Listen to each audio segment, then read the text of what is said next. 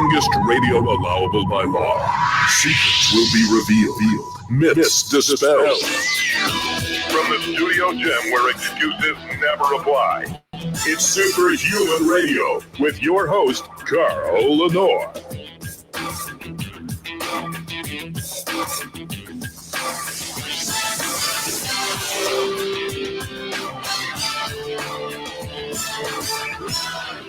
Welcome back. This is Groundhog Day. Ronnie's laughing right now. For those of you who started to watch our show at 1 o'clock and realized we had technical difficulties, we restarted the show, and it is now 1:30. Today is April 23rd, 2020. It's every other Thursday of the month. We have the Renew Life RX show. We have a great show planned today. The oversimplification of male and female hormones. And if your doctor is guilty of this, run! Run. Before we get started, we have to thank our title sponsor, Legendary Foods, for the generous amount of money that they pay to support this show. And in return, I like to support them back. And right now we have a special deal, eatlegendary.com. If you use the code RELIEF15, you get 15% off all orders over $100. This does not include the tasty pastry. Those of you who know the tasty pastry know how amazing it is. It is basically Pop-Tart 2.0. It is basically a Pop-Tart toaster pastry that has 9 grams of high-quality protein and less than 1 gram of sugar. And that means it's great for you and it's great for the kids. They also have seasoned nuts that are amazing. And the best nut butters in the world with no added sugar. The offer does not include the tasty pastry. Just to let you folks know, the tasty pastry won't stay in stock. So they're not offering any discounts at this point in time. But everything else that's on their website at eatlegendary.com, 15% off, coupon code RELIEF15. This is in honor of the COVID-19 debacle that we are now living through. Hopefully, some of us are living in states where we're coming out of quarantine and being able to get back to fairly a normal life. And not here in Kentucky. Our mayor, our governor is going to keep us locked up until sometime in mid-May, I think. That sucks for me because I just bought a motorcycle and I can't ride it because DMV isn't open and I can't do what I have to do to register it or anything. But anyway, we have Ronnie Milo going to join me now. I'm going to play his theme music here. The first step to changing your life starts with the Renew Life Show with Adam Lamb.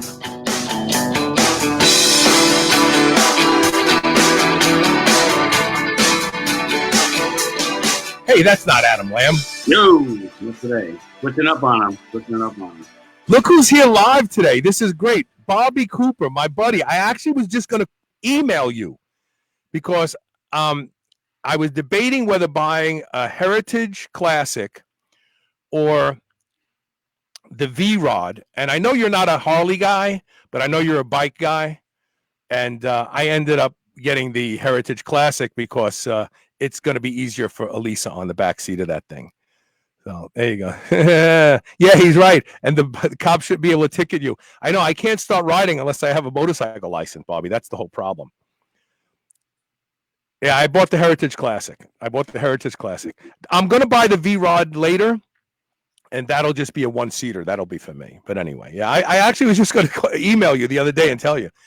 Anyway, we have a great show planned today, and the oversimplification of male and female hormones. And what made me think about doing this show today was the fact that I was reading some studies, and I came across one that actually said something that I've been saying on this show for a long time.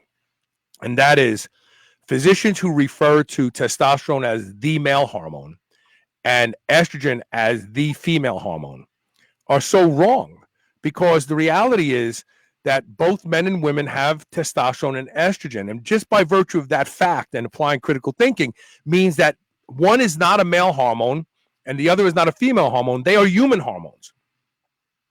And if you go to a doctor who still subscribes to this old world uninformed thinking, you may want to choose a different doctor, because you are going to find yourself not in a good place, I predict, because this doctor is not going to treat you properly because of this archaic way of thinking. What do you think, Ronnie?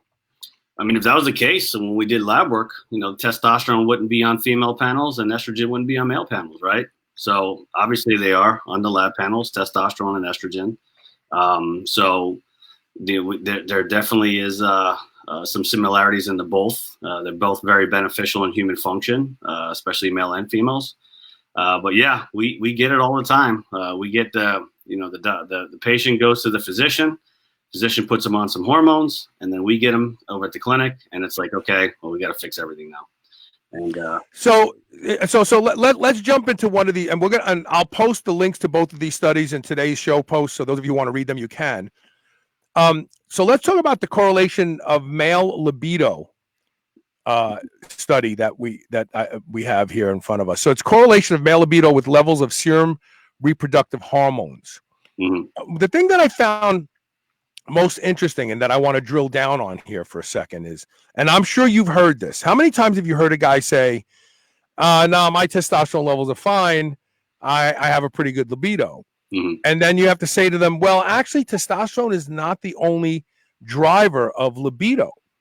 This study shows that there's a greater relationship to the testosterone estrogen ratio than just testosterone by itself. So that means estrogen is important to a male libido, correct? Absolutely. SHBG too. So talk about it. I mean, when a guy comes in and says, I have no libido, you don't just give him testosterone, right? No. I mean, we got to do a full comprehensive lab panel to see what all the hormones are functioning right.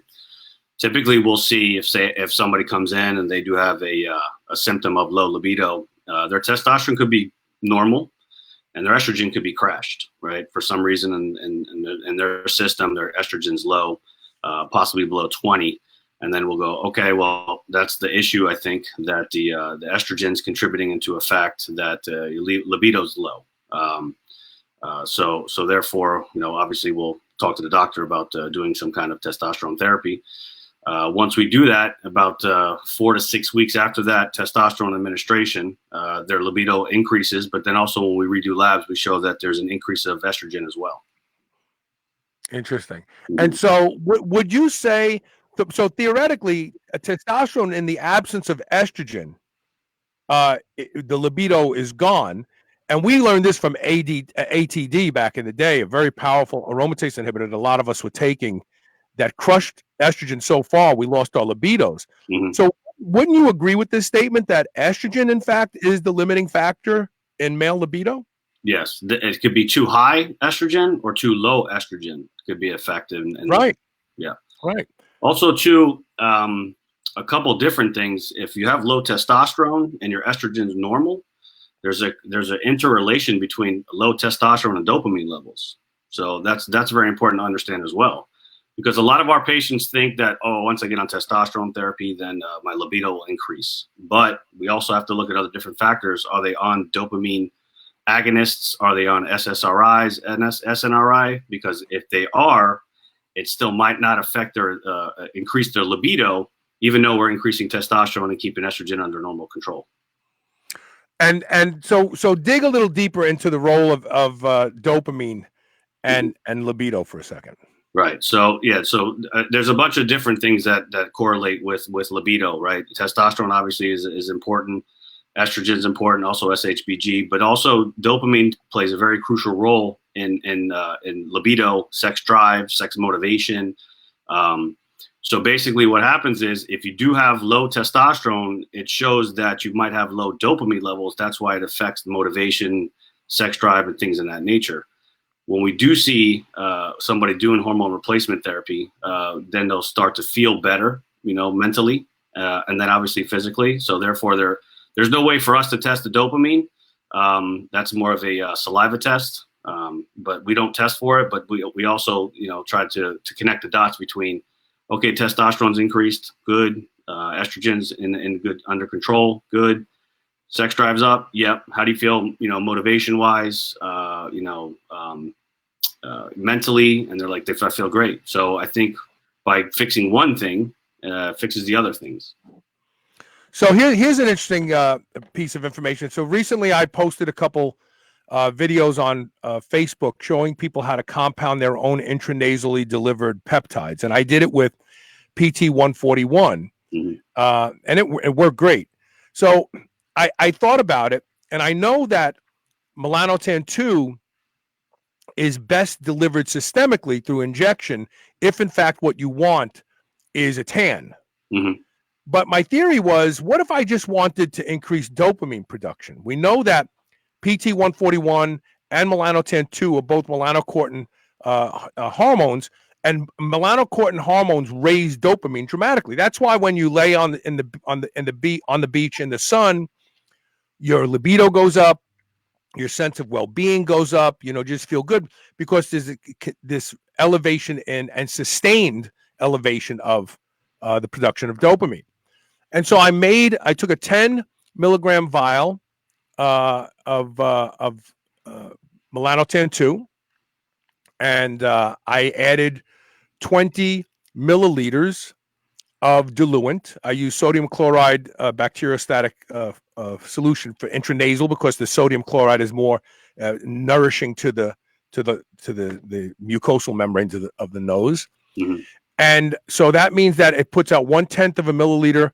So each pump is 50 micrograms of melanotan 2.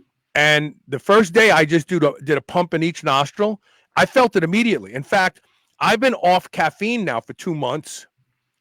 And in the morning, what I do is I take 2 pumps in each nostril of melanotan 2, and it wakes me up. And I feel good.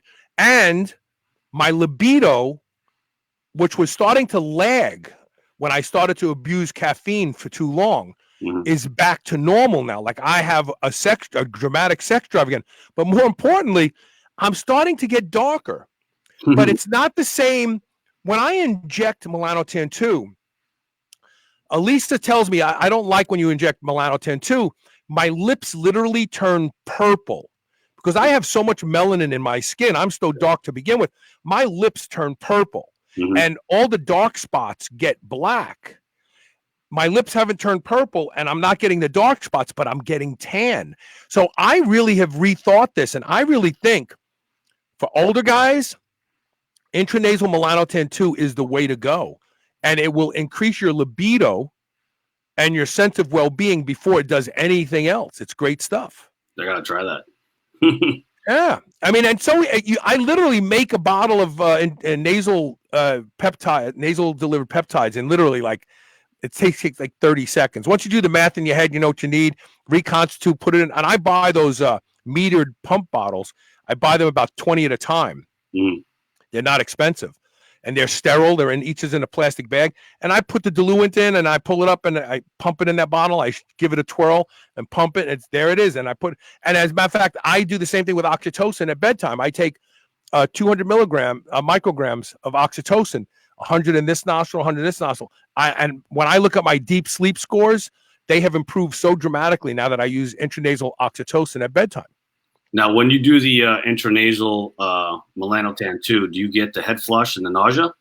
No nausea, not even the PT 141. No nausea, no head flush. That's the other thing that's great about it. I've totally, I used to say to people, melanotan 2 is not appropriate for intranasal administration because you want it delivered systemically.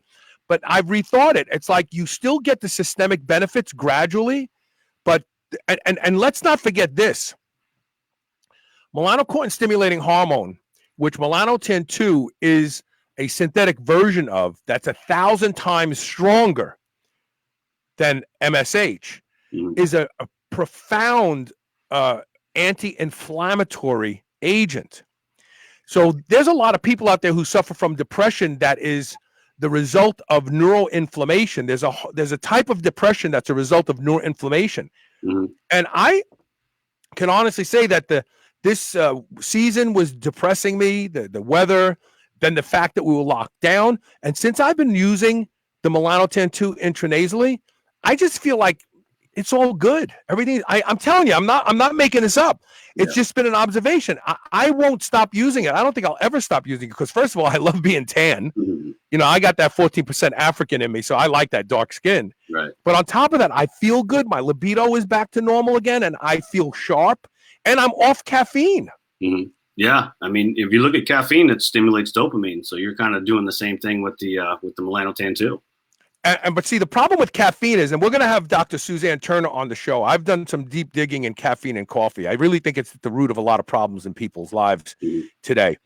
But caffeine increases C-reactive protein, and coffee increases it to a greater degree, because coffee not only increases C-reactive protein because of the caffeine component, but it reduces the metabolism of C-reactive protein in the liver by blocking receptors that are there to take C-reactive protein out of the blood.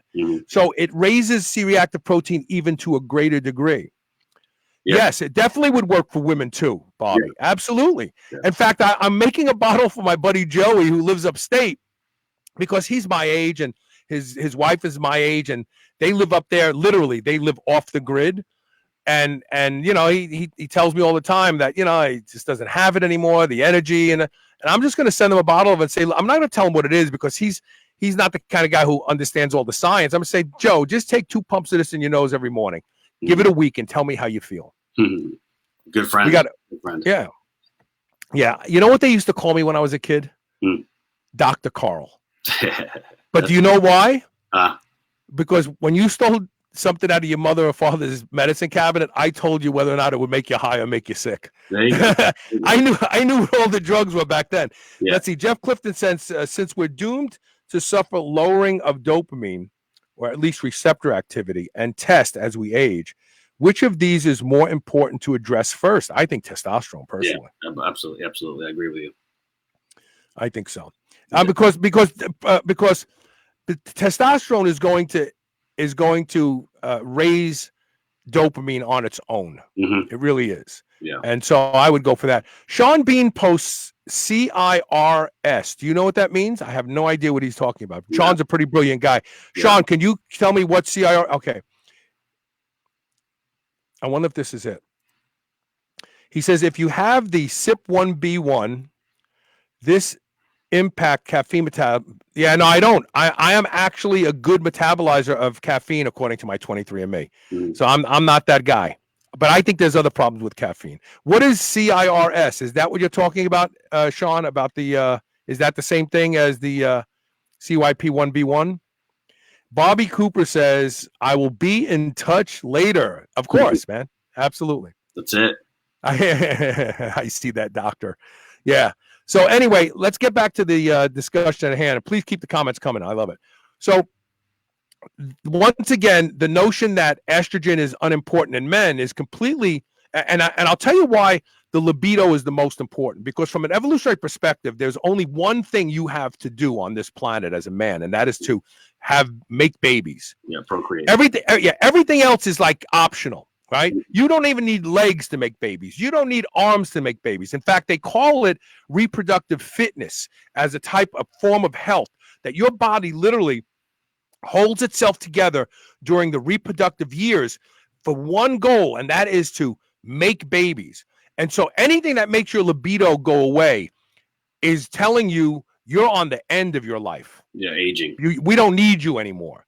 And so going back and recapping what we just talked about, the fact that estrogen is the limiting factor in libido in men tells us that estrogen is probably more important than most doctors think it is in men.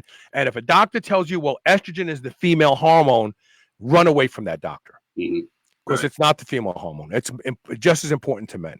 Yeah, and a lot of doctors are still stuck in the dark ages, we call it. You know what I mean? We have a lot of issues with so you have to complete a physical and be medically cleared by a physician to start our program. And they have to go to either, their primary care physician or a walk-in clinic, anywhere there's a physician on staff. As soon as they go in and bring the physical form with them, they'll call me back in 10 minutes later saying the physician will not sign it because it's hormone replacement. So I said, well, I understand that. We still get it completed. A lot of physicians will call me on the phone and ask, what do we do? Why are we doing this? What do we need a physical form? Hormone replacement is this, hormone replacement is that. And we're like, well, we're not going to argue with you. Obviously, you're a physician, but at the end of the day, we still need that physical form completed. So I've had people go to 4 or 5 different clinics to get the physical form completed because a lot of the physicians will still not sign it because of hormone replacement.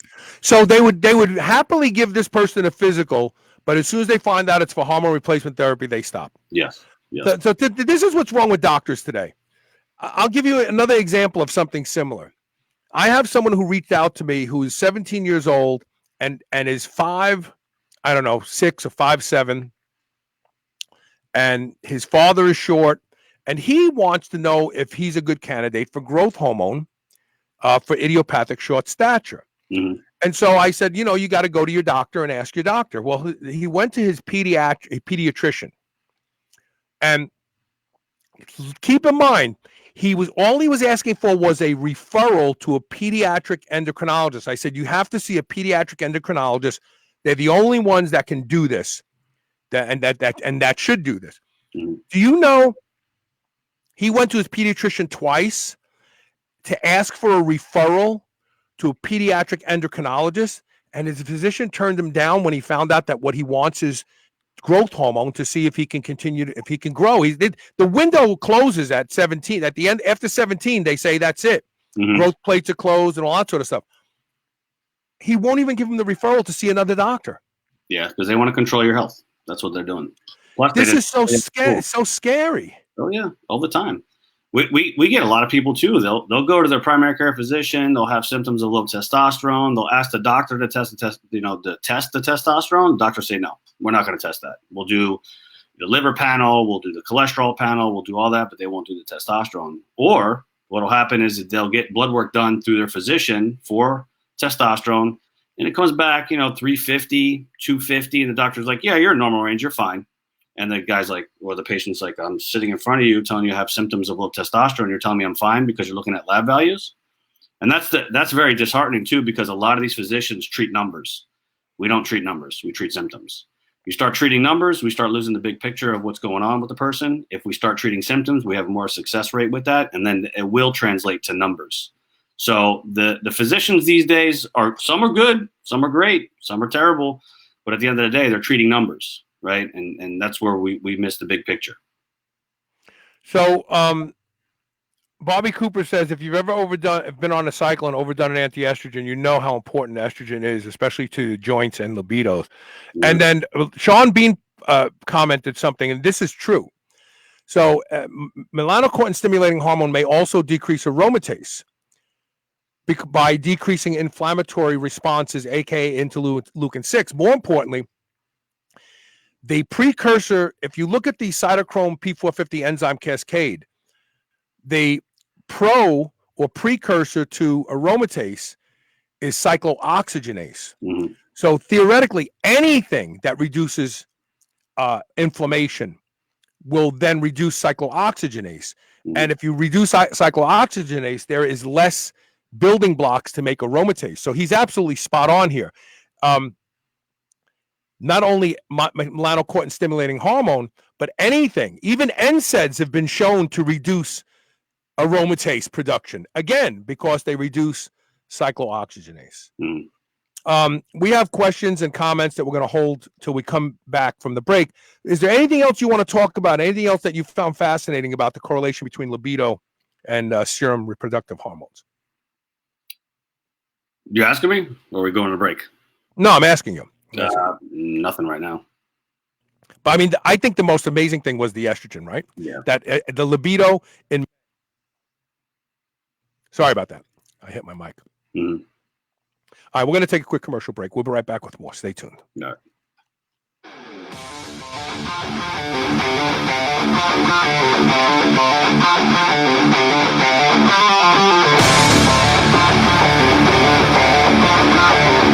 $7,451.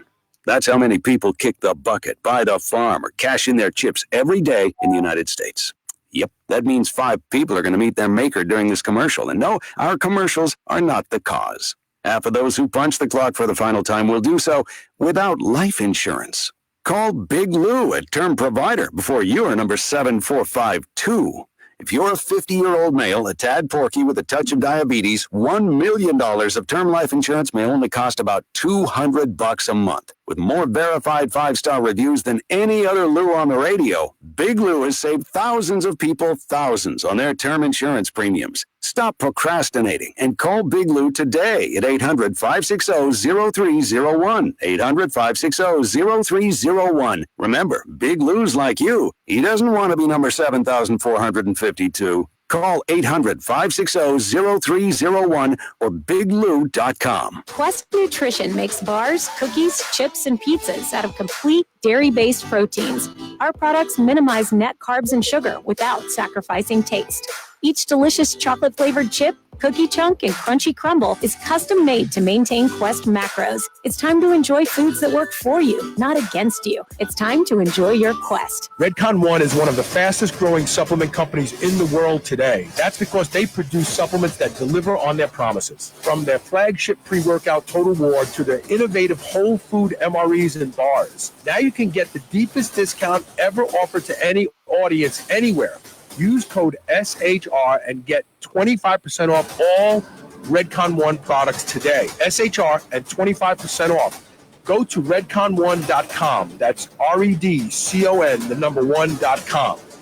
Men and women, you've heard about hormone optimization. Do you feel like it's something you want to look into? RenewLifeRx.com is the place to start. Their doctors can help you with the solutions. RenewLifeRx.com has a simple process for lab work, consultation, and taking a deep dive into where your hormone levels can be improved. Superhuman Radio listeners get 30% off your initial lab work and consultation. Go to RenewLifeRx.com to schedule your no-obligation phone consultation today. Feel younger, get in better shape, and be more productive at RenewLifeRx.com. New Mass Pro Synthogen X2 just upped its own legendary game. To distance itself even further from the rest of the pack, Synthogen X2 now has double the key active ingredients. If you've ever wondered what steroid-like recovery feels like, Synthogen X2 delivers. See why others compare it favorably to powerful bodybuilding drugs at Synthogen.com. Mass Pro Synthogen. When you train with it, you'll gain with it. You've heard me talk about the chill pill on the show and how effective it is at helping people who suffer from social anxiety, or sometimes when you just want to take the edge off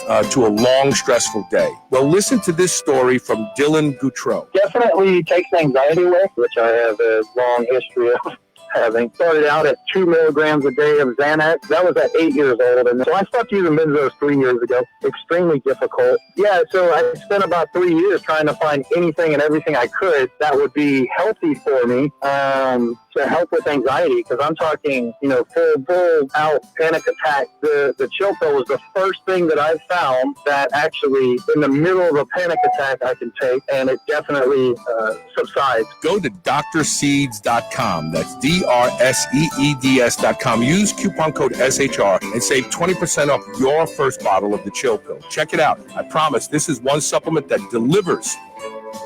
This is the Superhuman Channel. Evolution just got kicked up a notch. Welcome back. We have a lot of audience activity going on here. I guess you could see it on your side too, right? Yeah. I was reading them on you. So the funny thing is, I have said this for years. I have the smartest audience of any podcast out there. Mm-hmm. And like the stuff that's being contributed on the comment section here is just as valuable as the stuff we're talking about on today's show. We're going to get to all of it in a second. The other study that we're looking at today, the impact of estrogen in males and androgens in females, basically says that they needed to do a study to validate the things that we're saying right now. Mm-hmm. And that the oversimplification of saying that estrogen is a female hormone and testosterone is a male hormone is completely archaic and incorrect.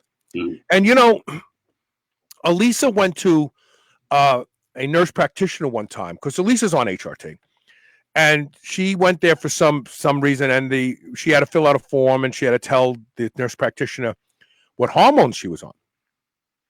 And the nurse practitioner actually said this to her.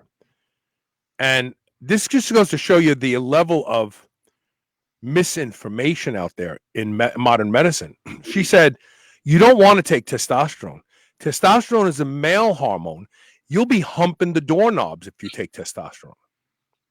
Now, could you imagine a medical practitioner saying something like that? Right. Yeah. I've seen it, heard it all. You know what I mean? So I think it's pretty funny. So let's see here. We have some really good. I want to get to a question. This is one of critical thinking. Jeff Clifton says, "How is Synthroid, or for that matter, any thyroid replacement, any different ethically than testosterone for replacing what you're missing?" Why do you think doctors draw the line when we start talking about hormones like testosterone? Because they don't study it. They don't understand it. They haven't been taught in med school about it. But don't you think it's also they've been propagandized by the pharmaceutical industry to believe that testosterone is harmful? I mean, there are doctors who think taking melatonin is dangerous because it's a hormone. Right. See, I have a lot of physicians that I work with as patients, right? And, they'll come to me and I'll, talk to them and I'm like, "You're an MD. Why are you coming to me?" And he goes, they're honest to go, we don't know anything about hormones, hormone replacement.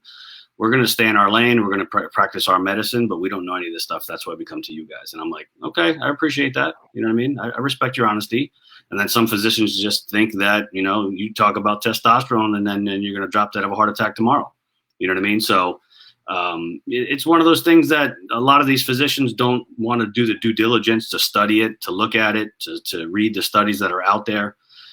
So I think that, you don't know anything, you're going to talk bad about it, right? Remember growing up as a kid, you don't know anything about this, so I want to talk bad about it. Oh, that's stupid, or that's ridiculous. Right. I think that's kind of fallen in the same category there. You know what I mean? Like cognitive dissonance. Yeah. I mean, if they would open up their eyes and understand and look and see the studies that are out there, they would be a little bit receptive. But I think they're still on the fence about the repercussions of hormone replacement. Well, and the repercussions of hormone replacement have been greatly overstated. Mm-hmm. And when we look at women and the women's initiative, that the hormone replacement study that came out that scared women off of estrogen, mm-hmm. it was horrible because the information that came from that study, first of all, was only using estrogens and progestins from animals, horses, number one. Mm-hmm. Like if you told a woman before you prescribed it, said, "Well, we're going to give you Prempro. This is from horses." A woman would say, "What? Yeah, we isolate it from horse urine. And then, of course, we sterilize it, and then we put it in this pill so you can take it. Oh, by the way, we methylate it because otherwise your liver would work to get it out. Mm-hmm. So we jam up your liver. You know that methylprednisone that you're only allowed to take for 3 to 6 weeks because it's bad for your liver? Yeah, it's methylated too. But that you're only allowed to take for 3 to 6 weeks, but we're going to put you on this for the next 10 years. Like if doctors spoke honestly about their prescriptions, people would opt out. They would like, I don't want that. I don't want equine estrogen. I don't want equine progesterone that's isolated from horse piss. Don't you have anything else, Doc? No, that's the standard of care. Right, but it's also it's a two-sided thing too. Is when the doctor prescribes you medication, these people don't go and do the due diligence and understand it and look it up, right? Do the research. They think that the doctor recommends it. That's the holy grail. They're going to go ahead and take it regardless, right? That's why we have a lot of, our clientele is educated. They'll ask us a lot of different questions about the hormones. You know what I mean? Bioidenticals, what is a bioidentical? What does this do? What does that do? Where does it come from? And I encourage the questions because it's something that you're going to put in your body. So you need to know everything about it. So I think there's a disconnect between the physicians and the patients sometimes, that the patients just don't understand what they're doing, right? I go to a doctor and I get diagnosed with something or whatever the case may be, and they prescribe me a medication. I'm going to say, thank you. I'm going to go home and I'm going to look it up. And I'm going to look it up and do my due diligence on it before I even make a commitment. And I'll tell you firsthand, and I haven't told a lot of people this, is I've diagnosed with PTSD. I was a fireman for 20 years. I went to a psychologist and she wanted to put me on an SSRI. And I said, thank you. I appreciate that. I'm going to go home and look it up. I looked it up and I called her back and I said, well, thank you for helping me out. I'm going to decline the medication. And she's like, I think you're crazy. I said, well, thank you. I appreciate that. I would have said to her, is that a diagnosis or just your opinion? Yeah. She's like, you better rethink this. And I said, well, what's going to happen? She says, you're going to get worse. And I was like, okay, thank you. That's challenging me now. I'm going to go fix it with natural, supplements and things of that nature. So what did you do to correct it on? That's an interesting story. Yeah, so I use nootropics, I use supplements, phenibut, theanine, aniracetam, phenylpiracetam. I use all these things to help me, not feel like the world's going to end tomorrow. You know what I mean? So, how long did you have to take them, and do you still take that blend to keep you straight? I take it every day. I take it multiple times a day too, and it kind of keeps me even keel. I tell a lot of my patients the same thing, because they ask me questions as well, and I'm like, "This is what I take," and they're like, "Oh, interesting," and they take it, and then they call me back, and they're like, "Well, I know what you're talking about." Feels good. Yeah, feels good. Yeah.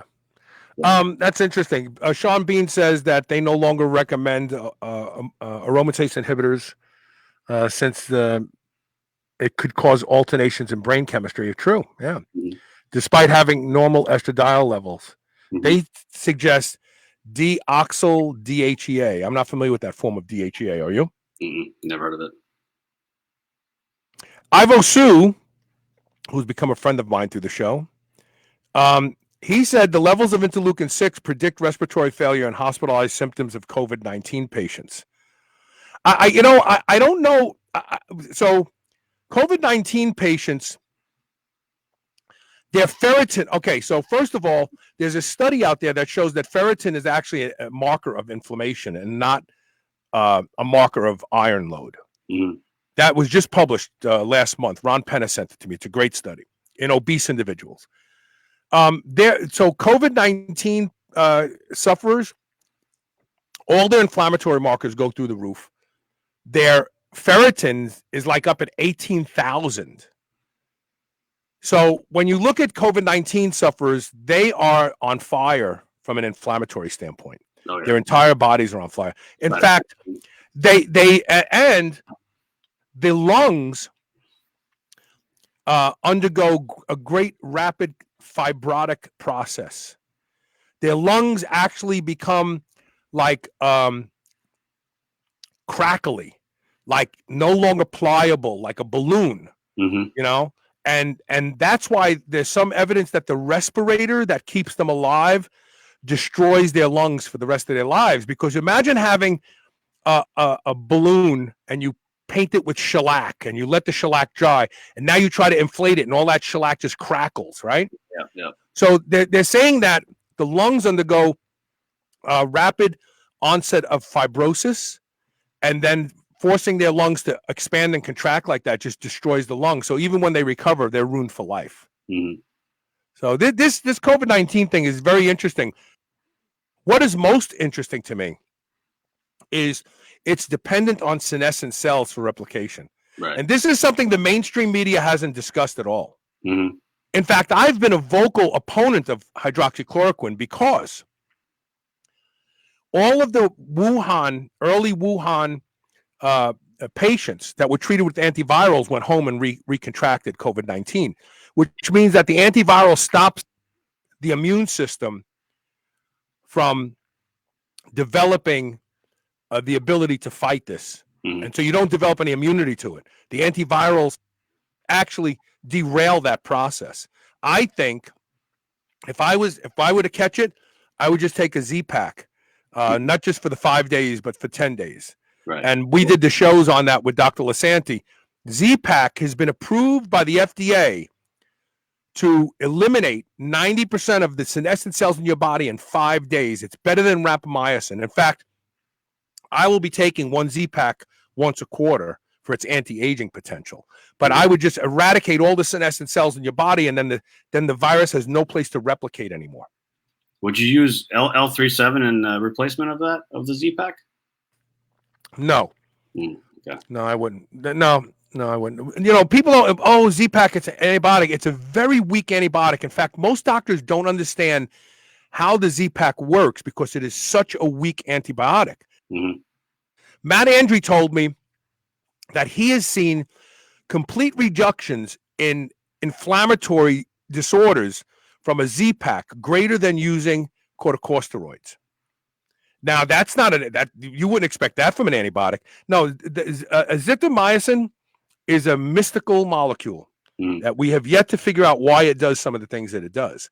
But that would be my go-to. I would just take a Z-Pack to get rid of my COVID-19, and that's all I would take. Right. Boy, we have so many good questions here. As Carl mentioned, it's all about regulating a pro-inflammatory cascade. Most people have elevated SHBG.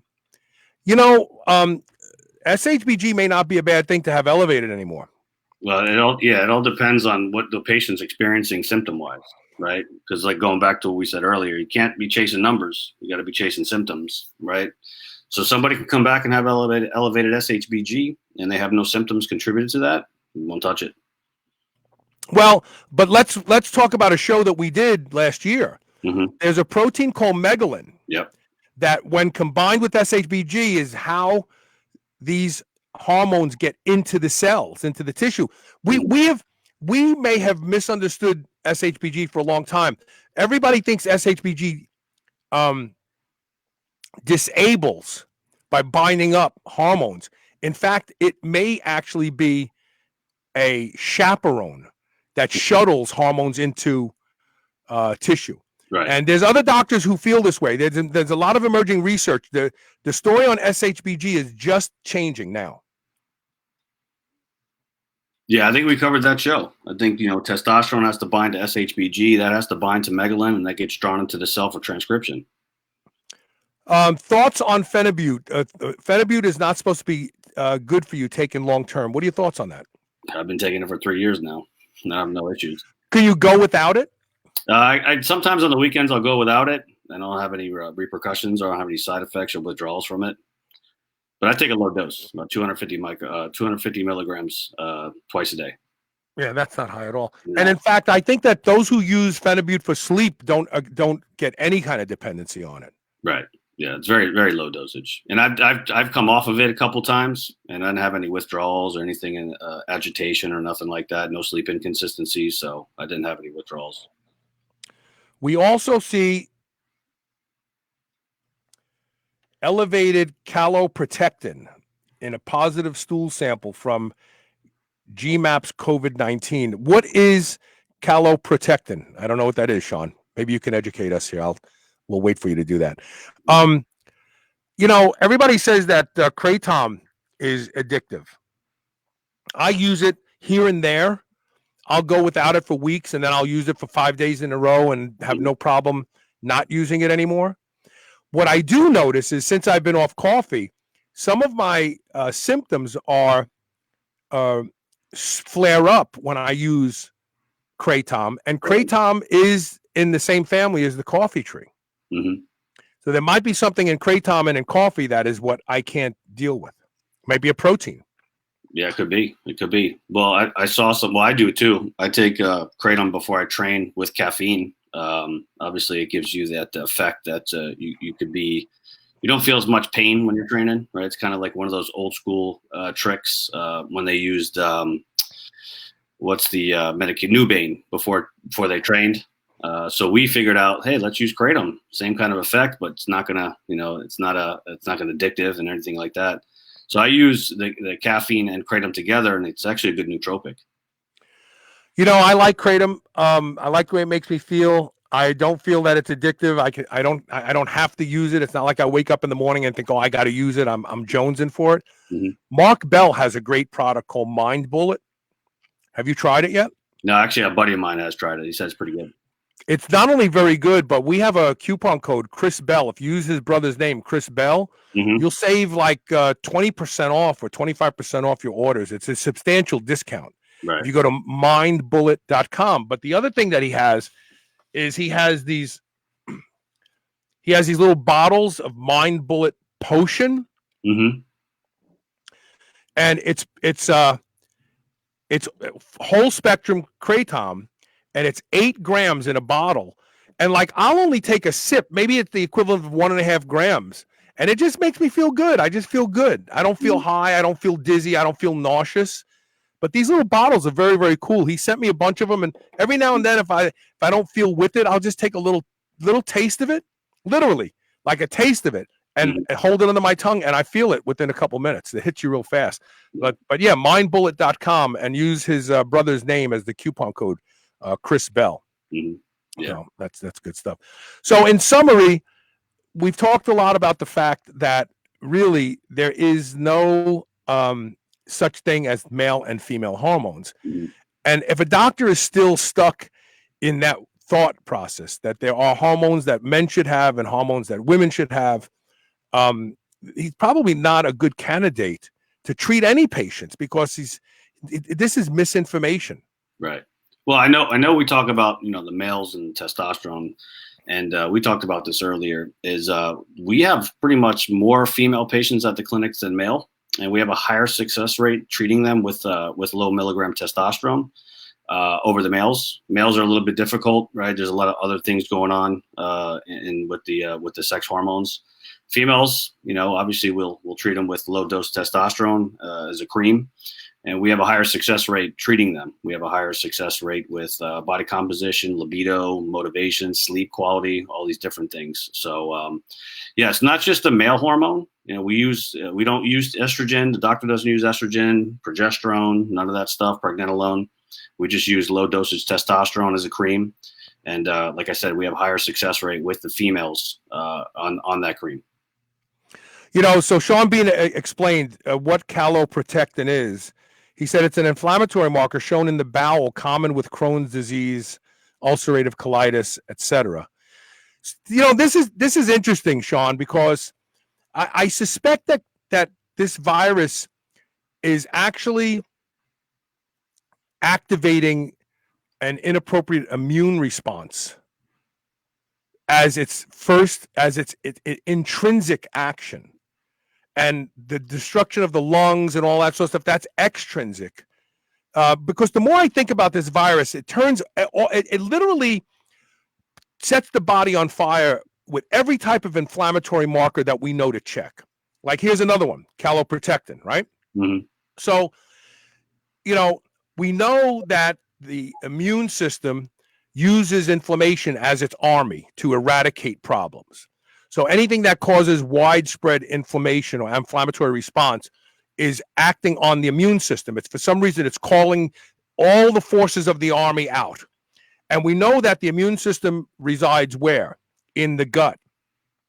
I have a funny feeling that the thing to do for this virus is look at what it's doing in the gut that's triggering this hyperimmune response from every single that we see, every immune marker, ferritin, everything, interleukins. We see all these immune markers go through the roof. It tells me that this virus does something to the immune system. That means that this virus is doing something to the gut. Mm-hmm. Yeah, good point. I mean, if you're seeing even caloprotectin, which is seen in Crohn's disease and bowel problems like ulcerative colitis, I mean, it's not like a food that you ate that's triggering it. This virus literally lights up the immune system and says, come on out and let's fight. Right. I mean, typically, too, when you see somebody with ulcerative colitis and, SIBO and stuff, they already have a compromised immune system. So, it's obviously overtaking it and attacking it because the immune system is already compromised. Which is going to be the subject matter of my rant at the end of today's show. And you're welcome to stay for it if you want to, Sure. If you have time. I know you have patience to see. Mm-hmm. But what we're going to do, if you're going to stay with me, then we're going to take a quick commercial break. And when we come back, I got a bone to pick with a couple doctors.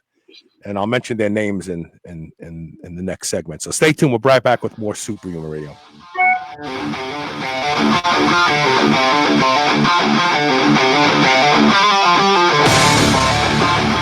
Crank your muscle gains to new heights by transforming every gram of protein you eat into 3 grams with Masszymes. With 100,000 HUTs of protease per capsule, Masszymes increases your absorption of key amino acids, resulting in stronger, healthier digestion of proteins and certain vitamins that not only multiplies the impact of the protein you eat, but can also repair a damaged intestinal wall. Go to Masszymes/SHR for 10% off. That's MASSZYMES.com/SHR. Ever wish there was a precise way to gauge your recovery from workout to workout? Or wonder if the money you're spending on your nootropic supplements are actually improving brain function? Maybe you're aging and you're noticing some changes in memory. Wouldn't being able to really test your brain be of great value? Well, now you can with great accuracy with the Brain Gauge. The Brain Gauge lets you test 8 essential components of brain health: speed, focus, fatigue, accuracy, sequencing, timing, perception, plasticity, and connectivity, and all in the comfort of your own home. Go to gaugeyourbrain.com and use code SHR for $150 off this amazing device. That's gaugeyourbrain.com and SHR for $150 off. How often do you sit with your laptop right on your lap? How much time do you spend on your cell phone?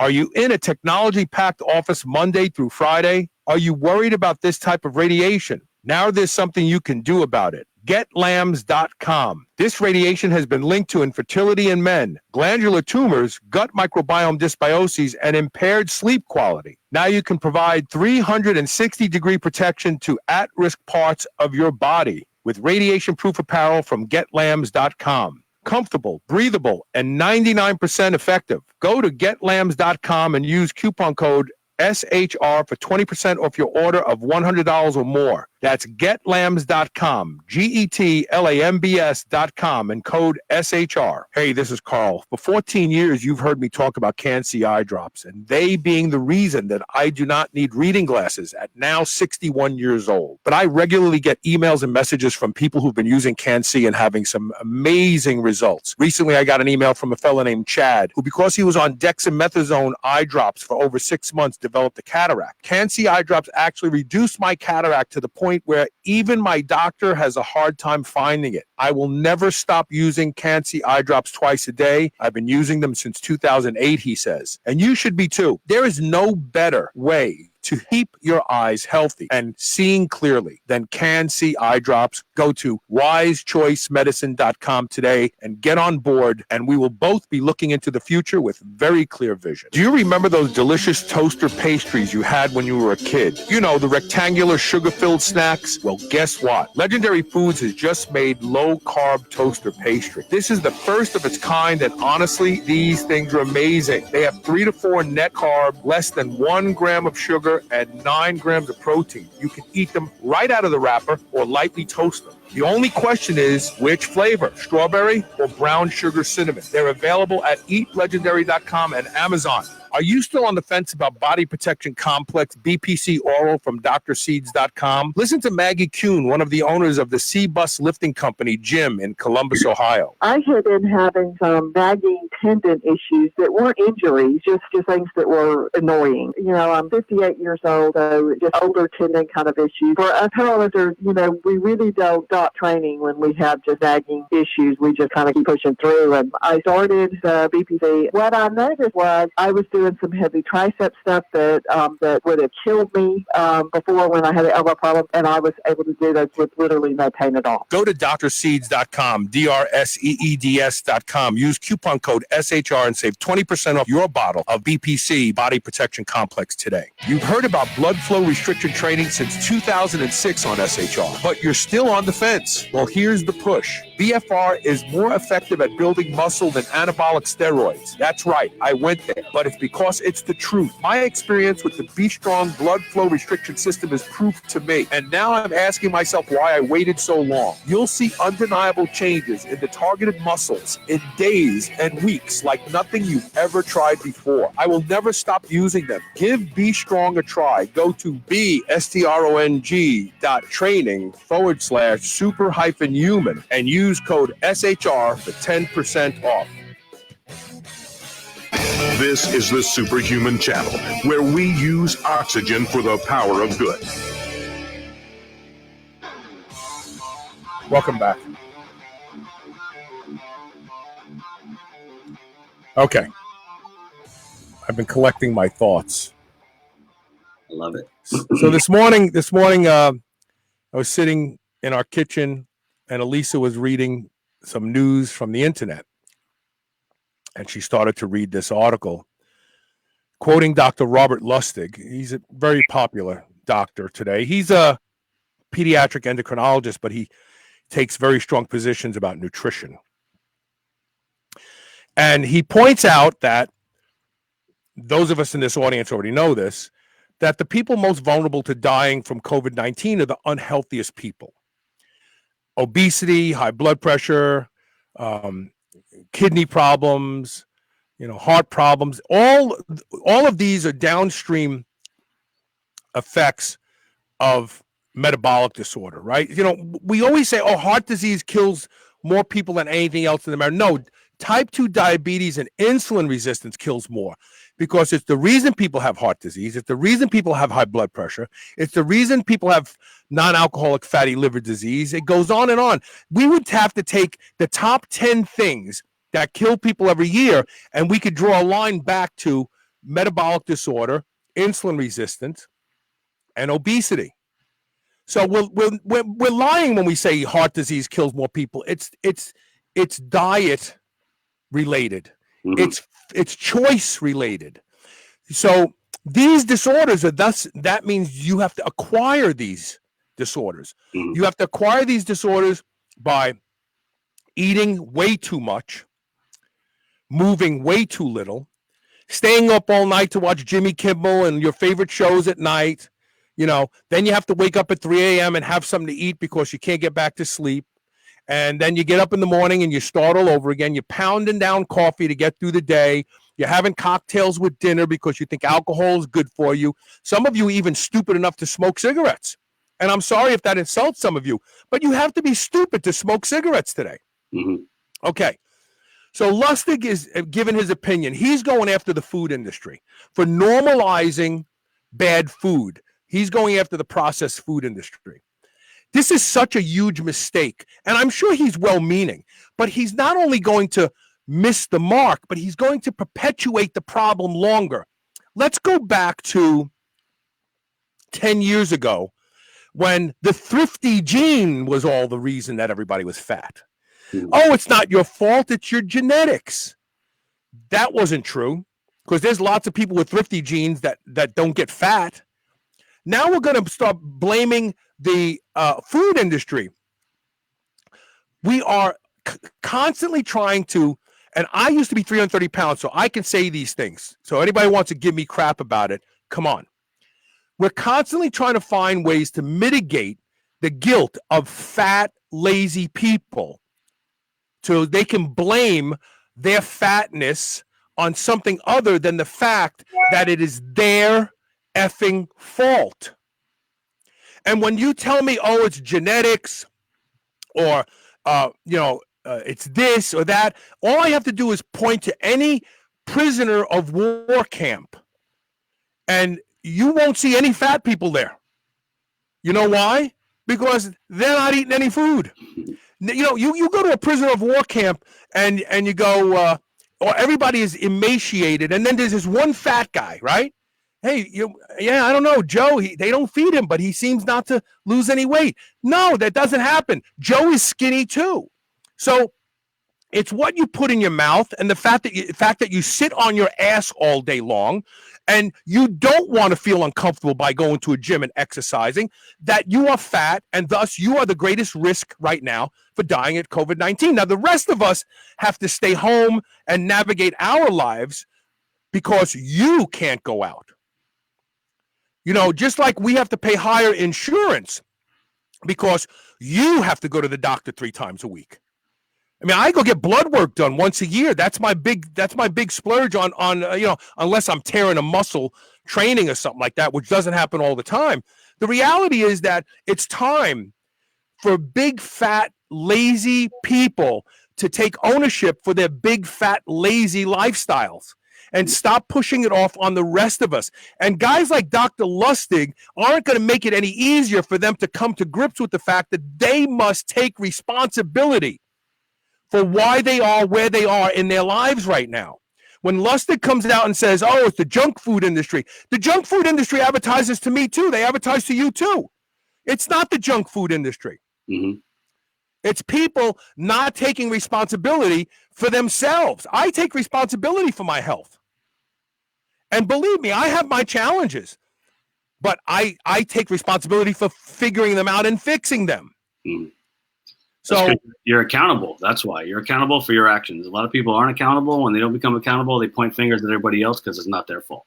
yeah, Lustig is, Dr. Lustig, you probably mean well, or maybe you don't. I don't know. I don't know if you're just stupid or you just want to pander. Because I always said to Elisa, I could be much more successful if I would come out with a book that would tell people they're fat and it's not their fault. Mm-hmm. Because every fat person wants that. They want confirmation bias. Mm-hmm. I know a friend who is fat, and he once told me that something about a guy he knows that went to the gym all the time just died, and he told me, yeah, I knew going to the gym was not a good idea. I mean, these lame comments and excuses. And I'm going to tell you something else. In a time where we are desperately in need of patriotism to bring this country back together, one of the things that always brought this country together was a common foe. The Nazi Germans, the Japanese. This country forgot about its differences and they unified into a gelatinous group of patriots who had one mission. And I'm going to tell you right now, in a time that we need patriotism more than anything else, we have people in this audience that have served in the military. I know Bobby Cooper has served. Thank you for your service. But we need patriotism. And you want to know what the greatest representation of patriotism could be for some Americans today? Lose 100 friggin' pounds. Be a patriot. Take the burden of your bad choices off of your fellow Americans who are paying way more than they have to in healthcare because you refuse to take responsibility for your life. Or better yet, so that your children don't have to wipe your ass when you stroke out someday. I mean, I'm just so frustrated with it. I saw this article this morning. I wanted to run my head into a wall. I'm thinking this guy has a chance to make a statement to actually help people and say, it's time to take responsibility. If you're big and fat, it's your fault. Mm-hmm. It's not your genes. It's not your mom. It's not Uncle Joe. It's not because you can't afford to eat right. Those are all lies. We've dispelled those. 14 years on this show, we've talked about food deserts and how people can get good food. Now they deliver food right to your friggin' door. You go online, you order steaks, you order chicken, you order anything you want, they'll deliver it to you. Mm-hmm. There's no excuse anymore. If you're fat and you're sick, it's your fault. That's it. I like You're it. Smiling. It's Yeah. the truth. It's the truth. You're absolutely right. And nobody wants to talk about it because I'm sure that if somebody outside of this audience gets a hold of this, they're going to say, that guy Carl, he's a jerk. We need to sue him. We need to do this to him. He's horrible. No, the truth hurts. Yeah. Own it and move past it. I used to be 330 friggin' pounds. You know why? Because I ate constantly. I didn't move enough. And I was miserable with my life. And so I was eating and eating and eating and eating and eating. And then one day I realized I didn't want to die. That was it for me. I had a heart problem. Doc says, yeah, we're going to have to put a pacemaker in you. I'm like, no, I'm too young to die. I don't want to die. And I thought to myself, how do I fix me? I broke me. How do I fix me? Right. I didn't blame it on my genetics. I didn't blame it on anything else. I took control of it. And granted, I didn't lose 100 pounds overnight. It took me years, but I embraced the journey. I was getting stronger. I was making gains in the gym. I was feeling good, and I was losing weight. You got to focus on the day-to-day goals, and everything changes for you. Right. But man, oh man, if this guy Lustig has his way, we'll be suing food companies for something that they aren't even. You know how you vote? You vote with your dollar. You stop buying crap food, the companies that make crap food go out of business. Mm. That's it. Right. But yeah, that all starts with personal responsibility and choice. Right. But that's going back to what we talked about earlier. How about you go to the doctor's office and they recommend a pharmaceutical drug for you, and you're like, okay, you went, no, I'm not going to put a pacemaker in. I'm going to fix this, which we do. But the regular person, they're not going to do that. They're going to take that medication, and it's just going to get worse and worse and worse. Put a Band-Aid over it. So, yep, I agree with you 100%. Makes me so angry and so sad and so frustrated. And I guess I don't know. It's like, if you're an ex-smoker, you just can't stand the smell of cigarette smoke. Mm. I'm an ex-fat ass. And now I look at other fat asses and I think you could change if you wanted to. I look at people who have diabetes. I have someone in my family who's had diabetes for years now.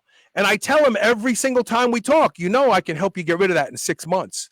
Like the next stop for you is insulin, but you're still where you can turn it around. 6 months, it'll be over. And he has no interest in fixing himself. So he lives in New York. He's at the most risk of dying from COVID-19. I'm like, well, it's your own fault, man. Right. Well, I think your choices. Yeah, I think they have excuses, right? If you ask somebody to do something, they give an excuse, right?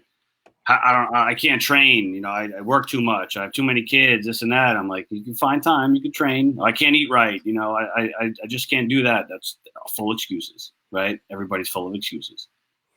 The motto of this show for entire time it's been on the air is live stronger, live longer.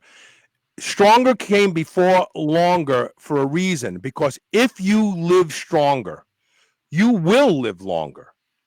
That's the facts.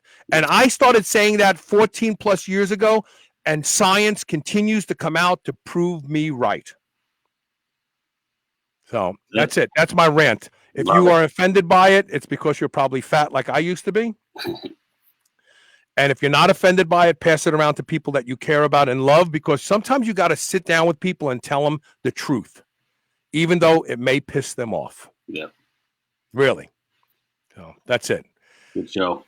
All right. Well, thanks for being here today, Ronnie. I'm off the air tomorrow. I don't have a show. Next week, we have a great show. Next Friday, I've got Judy Mikovits coming on. You know who she is? She used to work with Dr. Anthony Fauci. Next Friday, we got a blockbuster show. It's going to be called the Coronavirus Cover-Up.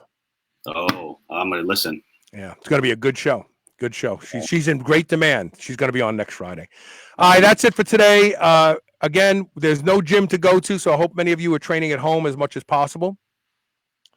And I love doing what I do because those of you out there love listening to this show, and I appreciate every one of you. I feel like I have this big family out there that I've never met. You do. Yeah. All right. See you next week. Stay strong. Stay strong.